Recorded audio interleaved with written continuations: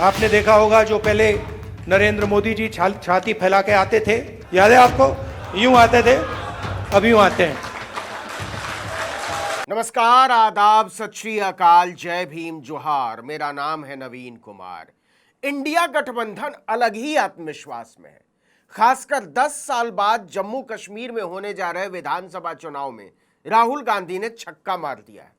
वो लगातार उन आलोचकों को जवाब दे रहे हैं जो उन पर ड्राइंग रूम पॉलिटिक्स करने के आरोप लगाते थे, जो उन्हें पार्ट टाइम लीडर बताते थे। लगातार यात्राओं से राहुल ने बार बार यह साबित किया है कि भारतीय राजनीति में उनसे ज्यादा सक्रिय नेता इस समय कोई नहीं है। लेकिन जम्मू कश्मीर पहुंचते ही राहुल गांधी ने एक ऐसा वादा कर दिया है जिस पर दिल्ली की राजनीति सुलग उठी, और वो वादा है जम्मू कश्मीर को फिर से पूर्ण राज्य का दर्जा देना। हमारे लिए जम्मू और कश्मीर के लोगों का रिप्रेजेंटेशन, उनका स्टेटहुड सबसे जरूरी चीज है। कांग्रेस लंबे समय से इसकी मांग करती रही है, लेकिन पहली बार उसने इसे चुनावी वादे में बदला है। और यह वादा जम्मू कश्मीर में एक ऐसा मुद्दा बन सकता है जो जम्मू क्षेत्र में भी बीजेपी की चूल हिला दे, क्योंकि पूर्ण राज्य का दर्जा खत्म करना जम्मू क्षेत्र के हिंदुओं को भी पसंद नहीं आया है। ऊपर से राहुल की सक्रियता और तेजी ने भाजपा को दंग कर दिया है। आपको जम्मू और कश्मीर के लोग अच्छे लगते हैं, मुझ में अंदर एकदम इरिटेशन आई। मैंने कहा नहीं, मुझे जम्मू कश्मीर के लोग अच्छे नहीं लगते, मैं जम्मू और कश्मीर के लोगों से मोहब्बत करता हूं। देखिए, भाजपा ने बरसों बरस से अज्ञातवास में चल रहे राम माधव को धो पोंछ कर जम्मू कश्मीर में होने वाले चुनाव को संभालने के लिए बाहर निकाला ही था कि लोकसभा में नेता प्रतिपक्ष राहुल गांधी और कांग्रेस अध्यक्ष मल्लिकार्जुन खड़गे जम्मू कश्मीर पहुंच गए। वो 2 दिनों के दौरे पर जम्मू कश्मीर पहुंचे हैं। श्रीनगर में पार्टी कार्यकर्ताओं को संबोधित करते हुए राहुल गांधी ने कहा कि जैसे ही हमें पता चला चुनाव होने वाले हैं तो मल्लिकार्जुन खड़गे के साथ मिलकर हमने तय किया कि हमें सबसे पहले जम्मू कश्मीर जाना चाहिए। हम जम्मू और कश्मीर के लोगों और हिंदुस्तान के हर राज्य को यह संदेश देना चाहते हैं कि हमारे लिए जम्मू और कश्मीर के लोगों का प्रतिनिधित्व और राज्य का दर्जा सबसे जरूरी चीज है। जैसे ही हमें पता लगा कि चुनाव होने वाले हैं तो खारगे जी और मैं मिले और हमने तय किया, दोनों ने तय किया कि हमें सबसे पहले यहाँ जम्मू और कश्मीर आना चाहिए।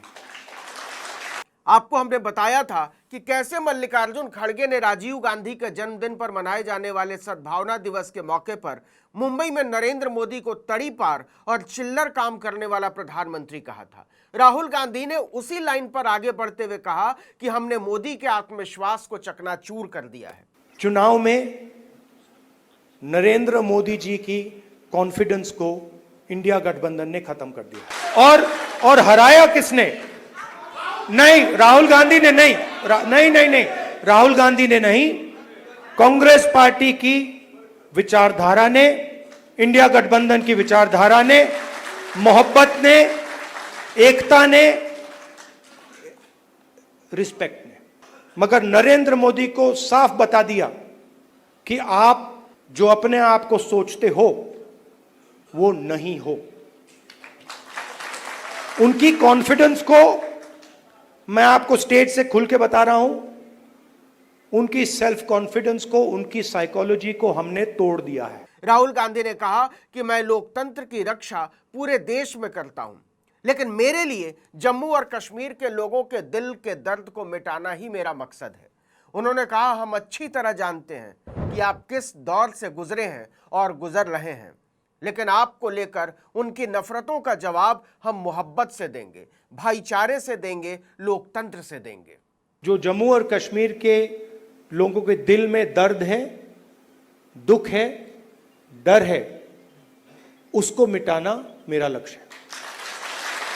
ये मेरे लिए पॉलिटिकल बात नहीं है, ये और गहरी बात है जो आपको सहना पड़ता है, जिस डर में आप जीते हो, जो दुख आपको होता है, इसको मैं, खारगे जी, पूरी कांग्रेस पार्टी हमेशा के लिए मिटाना चाहते हैं। कल शाम को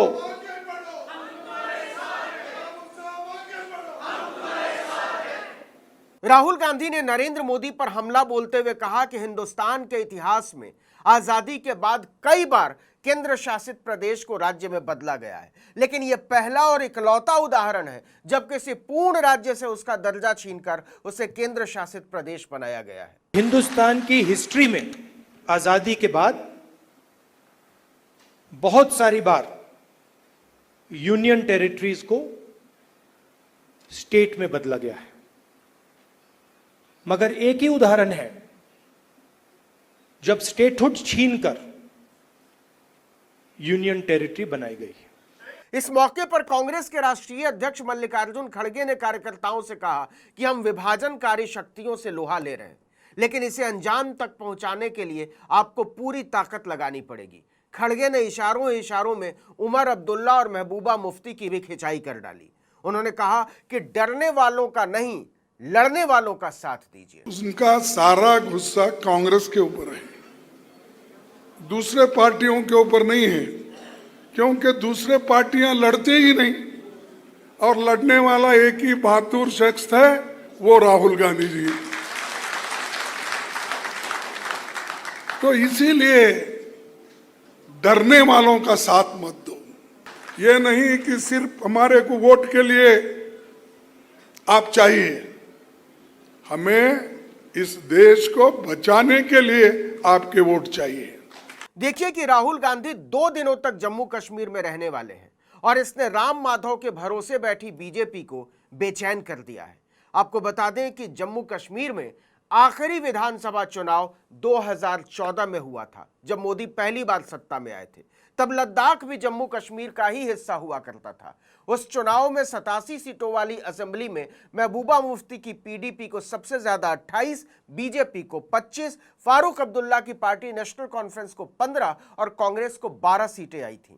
उस चुनाव में नरेंद्र मोदी ने महबूबा मुफ्ती और उनके मरहूम पिता मुफ्ती मोहम्मद सईद को बाप बेटी की सरकार और उमर अब्दुल्ला फारूक अब्दुल्ला को बाप बेटे की सरकार कहकर भ्रष्ट बताया था। लेकिन चुनाव के बाद मोदी ने मुफ्ती साहब के साथ हाथ मिलाकर सरकार बना ली थी। इस गठबंधन के इंजीनियर यही राम माधव थे जिन्हें बीजेपी ने 10 साल से अज्ञातवास में फेंक रखा था। आपको बता दें कि 21 नवंबर 2018 के बाद से ही जम्मू कश्मीर में कोई चुनी हुई सरकार नहीं है। 5 अगस्त 2019 को नरेंद्र मोदी ने जम्मू कश्मीर का विशेष दर्जा छीनते हुए अनुच्छेद 370 को खत्म कर दिया था। साथ में जम्मू कश्मीर का पूर्ण राज्य दर्जा खत्म करके उसे 2 हिस्सों में बांट दिया था। 31 अक्टूबर 2019 को जम्मू कश्मीर और लद्दाख 2 केंद्र शासित प्रदेश बना दिए गए। जम्मू कश्मीर में तो दिल्ली की तरह विधानसभा होगी, लेकिन लद्दाख में कोई विधानसभा नहीं होगी। इसके लिए सोनम वांगचुक वहां लंबा धरना दे चुके हैं।